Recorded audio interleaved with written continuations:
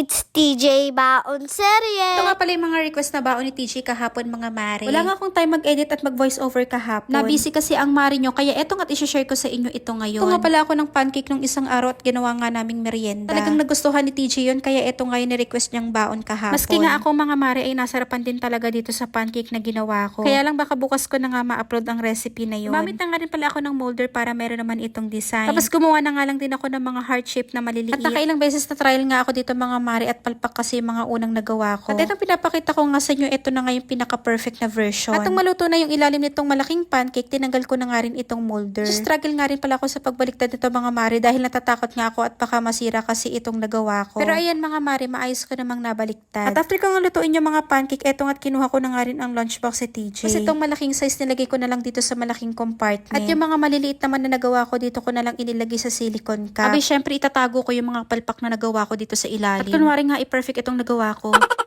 At syempre, hindi kumpleto ang pancake kapag walang syrup. Dahil sobrang cute at maliit itong lagayan mga mare. Magdadagdag na nga lang ako ng isa pang extra nito. At syempre, para hindi na rin mabitin ang aking TJ. Tapos dyan ko na lang nilagay mga mare dahil hindi na kasi kasya sa malaking compartment. At para naman sa prutas ng aking TJ, ito namang pongkan ang kanyang baon. Lahati lang din yung kinuha ko, yung saktong mauubos lang talaga ni TJ. Dahil ko na nga rin pala yung bandang gitna na matigas dito mga mare. Seedless na nga rin pala itong pongkan na nabili ko, kaya madali ko na nga lang itong nagawa. Wala nga rin pala ako maisip na ilalagay sa maliit na compartment, kaya itong KitKat na nga lang din ang ilalagay ko. Tapos sinati ko lang yan sa gitna mga mare para magkasya siya dyan. At syempre hindi kumpleto ang baon serye ni TJ kapag walang mga bento sticks. At ito nga yung mga napili kong gamitin for today mga mare. Sa maliliit na puso mga mare, Hello Kitty na nga lang yung ginamit ko dito. Nice bento sticks naman dito sa malaking heart-shaped pancake. Naman sa orange, gumamit lang ako ng dahon, ladybug at saka bubuyo. O diba yung simpleng pagkain ni TJ, ito na nga yung kinalabasan. At syempre hindi ko nga rin pwedeng kalimutan itong tinidor. Hindi niya nga makakain yung pancake niya kapag wala nito. At ito nga ang mga baon ni TJ kahapon mga mare. Yung mga baon niya ngayong Friday, bukas ko na nga lang i-upload. Medyo busy kasi ang mare nyo. Yung recipe nga nitong pancake mga mare ay bukas ko na nga lang din i-share sa inyo. Basta masarap talaga ang pagkakagawa ko dito mga mare. At syempre hindi ko pwedeng kalimutan ng baong tubig ng aking TJ. At isinalin ko na nga yung malamig na tubig dito. Nilagay ko na nga rin dito sa pouch yung water bottle ni TJ. Pag hindi ko kasi nilagyan nito mga mare ay naku, magkakayupi-yupi nga itong water bottle niya. Nuha ko na nga rin itong lunch bag, tapos isa-isa ko na nga ilalagay lahat ng mga gamit niya dito. Sa refreshments naman mga mare, hindi nga nagbaon si TJ at tanging tubig nga lang ang ibinili niya. At syempre ito na nga ang aking TJ at i-flex niya nga sa inyo ang mga baon niya kahapon. Ayun lang.